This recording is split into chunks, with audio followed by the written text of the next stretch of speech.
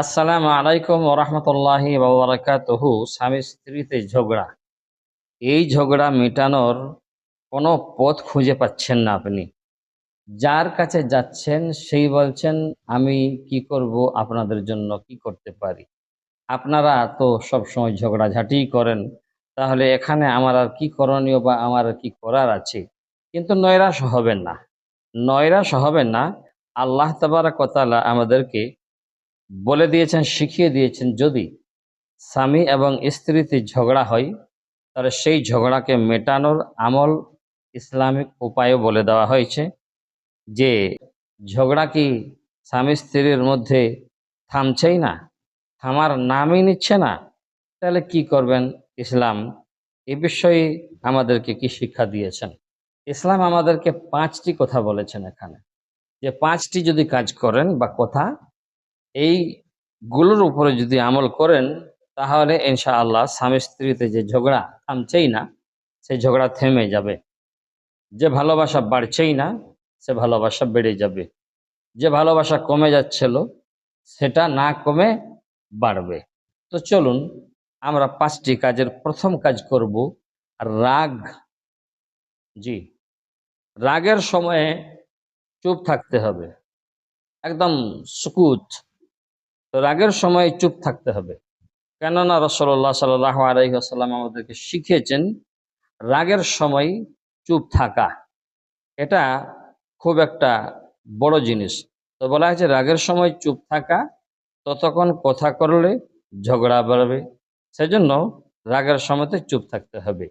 দ্বিতীয় হলো ওযু। ওযু কি জন্য করবেন? ওযু করা ও স্থান পরিবর্তন করা, অর্থাৎ রাগান্বিত অবস্থায়, হ্যাঁ না, আপনি অনেক কিছু করে দিতে পারেন। তাই রাগ এটা শয়তানের পক্ষ থেকে বলা হয়েছে আসে। তো রাগ যদি আসে তাহলে ওযু করবেন, হ্যাঁ না, ওযু করলে তা কমে যায়। আর যদি বসে থাকেন, বসা অবস্থায় রাগ হয়েছে, তাহলে বলা হয়েছে দাঁড়িয়ে যান। আর যদি দাঁড়ানো অবস্থায় রাগ হয়েছে, তাহলে বলছে বসে যান। তো এই 2 নম্বরে এই কাজটা আমরা করব। 3 নম্বর যে কাজটা রয়েছে আমাদের করতে হবে দোয়া এবং ইস্তিগফার। দোয়া এবং ইস্তিগফার যদি আমরা বেশি বেশি করে করতে পারি বা পড়তে পারি, আস্তাগফিরুল্লাহাল্লাযী লা ইলাহা ইল্লা হুয়াল হাইয়ুল কাইয়্যুম ওয়া আতুবু ইলাইহি, বা আস্তাগফিরুল্লাহ রাব্বি মিন কুল্লি যামবি ওয়া আতুবু ইলাইহি। আর দরুদ শরীফের যেটা বলা হয়েছে আল্লাহুম্মা সাল্লি আলা মুহাম্মদ ওয়া আলা আলি মুহাম্মদ, এটা বলা হয়েছে দরুদ ইব্রাহিম।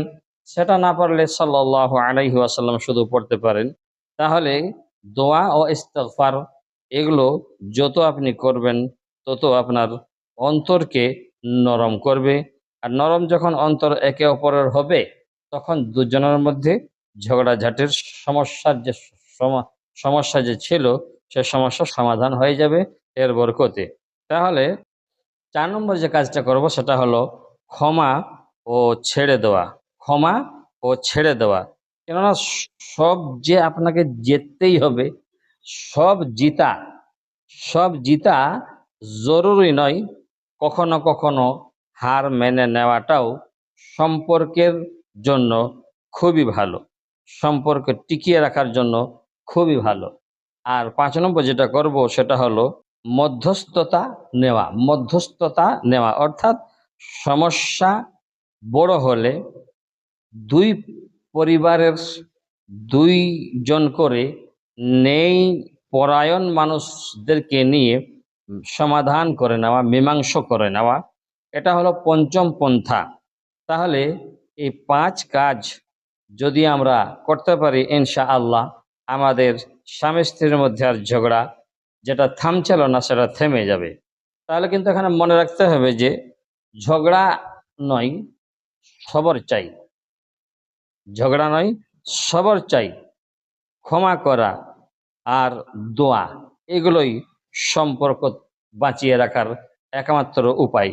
তাই ইনশাআল্লাহ এই 5টি কাজ করুন, দেখবেন স্বামী স্ত্রীর মধ্যে মনোমালিন্যের কারণে যে ঝগড়া ঝঞ্ঝট হচ্ছিল, সেগুলো সব শেষ হয়ে যাবে। ভালো থাকবেন। আসসালামু আলাইকুম ওয়া রাহমাতুল্লাহি ওয়া বারাকাতুহু।